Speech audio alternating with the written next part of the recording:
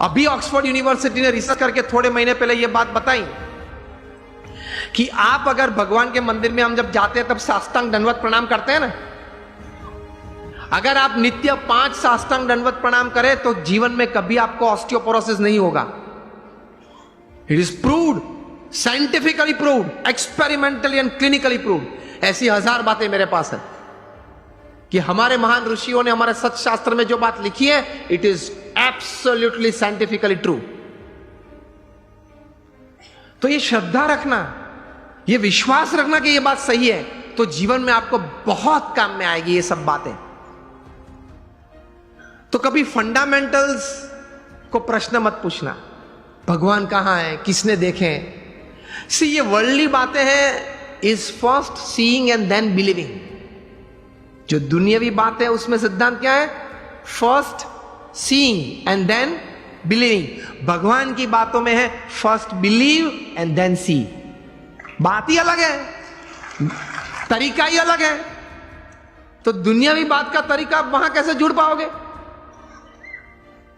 तो फंडामेंटल्स को कभी प्रश्न मत पूछना। एक बार एक आईएम में ऐसे ही बात कर रहा था, क्वेश्चनर हुआ, तो क्वेश्चनर में किसी ने प्रश्न पूछा कि स्वामी आप बात कर रहे हैं भगवान की, लेकिन मैंने भगवान नहीं देखे, और पहले मुझे आप ये बताइए कि ये ग्रंथ किसने लिखा, कब लिखा, श्रीमद् भागवत कब लिखा, किसने लिखा, कैसे लिखा, क्या प्रसंग था, ये बातें कैसे सही थी। मैंने बोला आप मुझसे उत्तर चाहते हैं? तो उन्होंने बोला हाँ। मैंने बोला उत्तर के पहले मैं आपको एक प्रश्न पूछना चाहता हूं। आप क्रिकेट खेले हो? आप में से किसी को पता है कि ये 3 स्टंप किसने नक्की किए? मैं भी क्रिकेट खेला हूं। हमने किसी ने ग्राउंड पे जाके प्रश्न नहीं पूछा। आप सब बुद्धिशाली हो, इंटेलिजेंट हो, पढ़े लिखे हो, लेकिन एक भी व्यक्ति मेरे सामने अभी उंगली ऊंची करके बताए कि मैंने एक बार क्रिकेट के ग्राउंड पे जाके अंपायर को या मेरे कैप्टन को या अपोजिशन टीम को पूछा था कि ये 3 स्टंप तैर किसने किए, उसको नक्की करने की अथॉरिटी किसने दी, उसने 3 नक्की किए तो वो एक्सेप्टेंस करने वाली कमिटी कौन थी, उसका नाम आप मुझे दे, उसके बाद मैं क्रिकेट खेलूंगा। चलो उस वक्त बुद्धि नहीं थी, अभी तो है ना, मैंने बताई आपको। अभी कल जाकर पूछना। आप मैच चालू होने से पहले आप ओपनिंग बैट्समैन के रूप में बैट लेके अंदर गए और पूछो पहले मुझे ये 3 स्टंप का इतिहास बताएं, ये 22 यार्ड के पीछे उसका इतिहास बताएं, ये बाउंड्री लाइन का इतिहास बताएं, फिर अगर मुझे उसमें कॉन्फिडेंस आया तो ही मैं क्रिकेट खेलूंगा। तो बाकी के खिलाड़ी क्या बोलेंगे? अलग अलग उत्तर आते हैं। बोलेंगे तो नहीं, अगर मेरा जैसा को तो बैट एक पीछे से मारेगा, चल बाहर। व्हाट आई मीन टू से, ये सिद्धांत याद रखना, अगर जीवन में कोई भी क्षेत्र में काम करना हो या आनंद लेना हो, सिद्धांत फंडामेंटल्स को कभी प्रश्न मत पूछना, पद्धति को प्रश्न पूछना, सिद्धांत को मत पूछना। सिद्धांत स्वीकार लेना।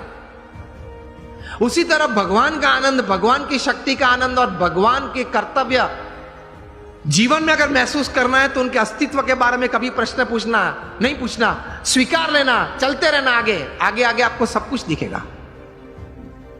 In short, on a fine summer evening when it is quite hot and you go out for an ice cream with your family, जब आप आइसक्रीम लेते हो, रिटेल काउंटर पे आपको आइसक्रीम दिया, तब आइसक्रीम वाले को ये नहीं पूछते आपके कौन सी गाय की कैसे दूध में से ये आइसक्रीम बनाया। पूछते हो आप तो लॉजिक वाले हो, आप तो इंटेलिजेंट हो, और आप तो ये कहते घूमते हो कि anything when my wives and my watts and my homes and my vans and my homes are satisfied, तभी मैं कोई बात स्वीकार करता हूं। आप तो ये कहते हैं, पढ़े लिखे। तो आइसक्रीम के वक्त पूछना किसी, I will touch ice cream only after I get a proof from which buffalo's milk it is made.